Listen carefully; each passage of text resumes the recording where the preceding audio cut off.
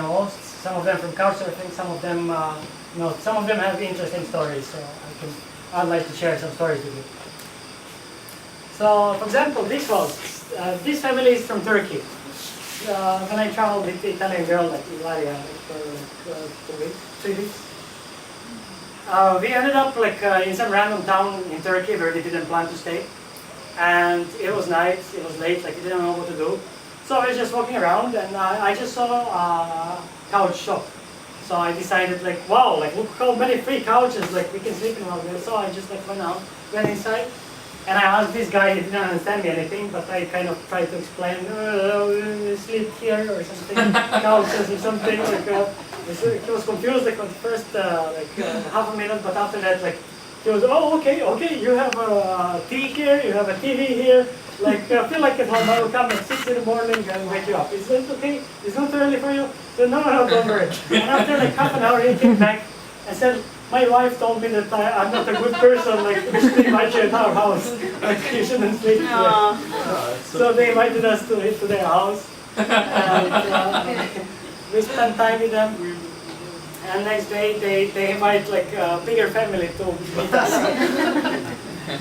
It was really nice. Staying with them, their daughter speaks English, so we were communicating through her, and it was one of the most memorable experiences. Our host in Adana, our other hosts in Messi. Yeah, our host in Adana, by the way, got a job because he hitchhiked with us to another town, and the guy who stopped, he offered him a job. So nice. He got a job. Another host in Mardin, in the east of Turkey. My host from Iraq, who drove me sign on a piece of paper, like on Arabic, and I hitchhiked with that. And later, when I was in Iran, I gave this sign to another guy, and he came back with this sign, and this sign reached him again, actually, because he met him. He stayed with him. My host from Iran, who drove me to the exit, and they found a truck for us.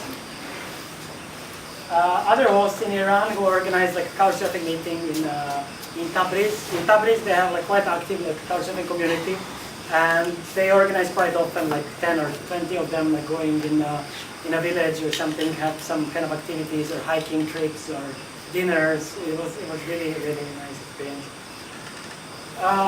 Iranians usually like to drive even in front of the sea. They don't really walk much. They're always driving. Even I had a feeling if they could go by with car in the sea, they would go. It was our hosts in Rashid, and we went to Ramsar. That was Anya, the Russian girl that I traveled around with Iran. My hosts in Kashan, my crazy host in Isfahan. A host in Yazd who receives so many people. In his house is always full of many people from everywhere. And he collects his guests in his fridge. In pieces.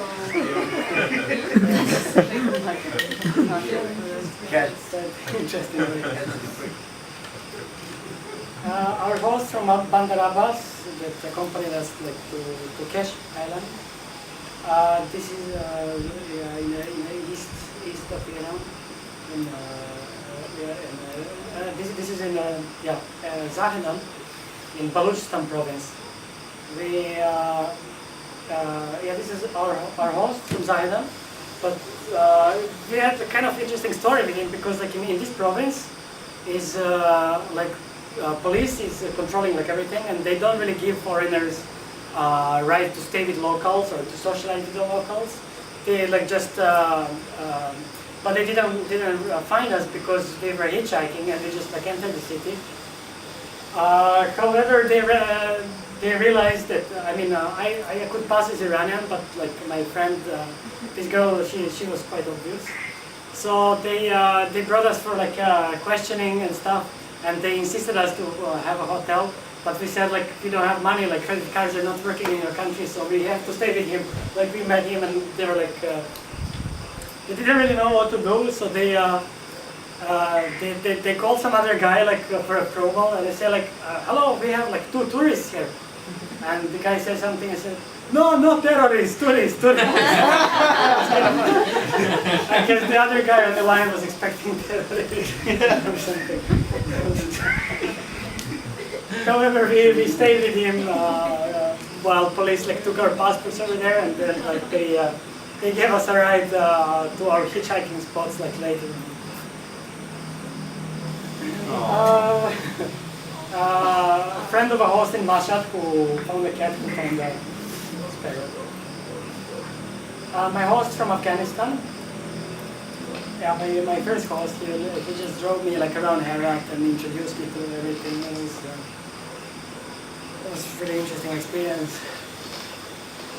Yeah, I look more Afghan than my host. He helped me with my clothes and my dressing and stuff. And these people I met quite accidentally, like well, my host couldn't host me, so they invited me to their house.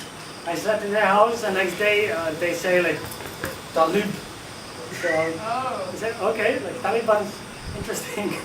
So like one of them spoke English, and I explained to them what I want to do, like how I want to travel in the south of Afghanistan or anywhere else.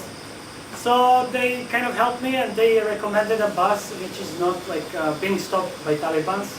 They have some kind of like, I don't know, like deal or something. So I decided to take a road after all, although everybody warned me like that I shouldn't travel in the south, because from Herat to Kabul there is no like safe road. So mostly thanks to their help. Like because I heard, and because of my look, they also told me that I look like one of them. I decided to dress like this and travel disguised as a local who is deaf and mute. So I pretended that I'm deaf and mute. And somebody asked me something. My host drove me to the bus station, and he told them like, this is my cousin Morteza, he's deaf and mute, please take care about him. So I'm like, okay. And some people were giving me some food to eat. Like, I disguised my backpack in a sack, you know, so I could just go like with a sack, like a local. And the other problem on this road are road bandits, which tend to stop buses and take everything, all belongings from people. So that's why I took all that I had like in my sack that I put like inside the bus, and I didn't even like show camera or something. I was just like, and yeah, the other problem are road mines. But 3 days before I came to this trip, some bus was demolished on this road. So I had the idea that state was improved. And like when I collected all this info, I said, okay, like I should definitely go. Right? I don't know. I mean, I probably wouldn't do it again. I don't know. After I arrived in Kabul, like my host couldn't believe like what did I do. They're like, oh, you're crazy! Like you're insane! Like even local people don't do it. Like you could get killed now. But yeah, I was. So after this crazy trip, I had my summer vacation in Kabul for 7 days. And I had like a day trip to Jalalabad, where I met some bank director and police general and some politician and some other VIP guy who are some friends of my previous host. Actually, one of them is friends, but this friend has connections, so he introduced me to them. And they brought me to some hotel. They bought a lot of alcohol, and they got drunk completely, and they all slept in the same room with me. It was quite an experience, like in Afghanistan, where you cannot find an alcohol or something. They're just so excited. It was quite interesting. Wait, so you After brought that, the alcohol? I went to what? You brought the alcohol? Yeah. They brought the alcohol. They brought the alcohol. Okay. Yeah. I mean, you cannot really find alcohol, but like if you have connections, if you know somebody who knows somebody or something, you can like find Pepsis everything. that look like alcohol. Yeah. Later on, I went to Mazar-i-Sharif, the hitchhiking. I stayed with some guy who worked for American embassy and who had like limited way of of moving. So he just showed me a few places. He couldn't like go around because he's like a target. So I guess maybe I was also a target. Well, as long as we were in like so-called like safe areas, okay. I mean, Afghanistan can feel like quite a safe country until something happens. Fortunately for me, nothing happened when I was in Afghanistan. But when I went to Tajikistan, I was blackmailed by a corrupted cop. Like the same day I went from Afghanistan, he put like a bag of heroin inside of my backpack and threatened me that he can put me in jail for like I don't know, a couple of years or something if I don't give him a bribe. He wanted like 800 euros, but I told him that you're crazy. Like I'm Serbian, like I don't have this money. Like so he was satisfied at the end, like with 80 euros.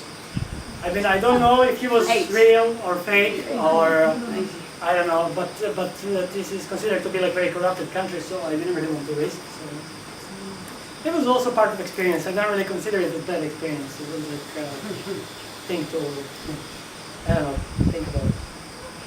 I spent like 7 days in Tajikistan in Dushanbe, and I ran out to this guy like a screensaver. Like he was like everywhere. Like wherever I sit, wherever I go, he was just there. Later on, I found out that my host didn't like him because he's kind of suspicious character or something, or I don't know, like some immigrant from Afghanistan or Iran or I don't know where. They're not really sure. But it was kind of interesting experience just to meet him that I didn't have what to do, like or talk about like I don't know, anything. Later on, I continued hitchhiking in Pamir, and these people are.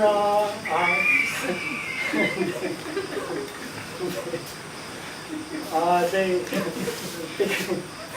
You can make up stories with these photos. Like, whatever you say, it's going to be interesting.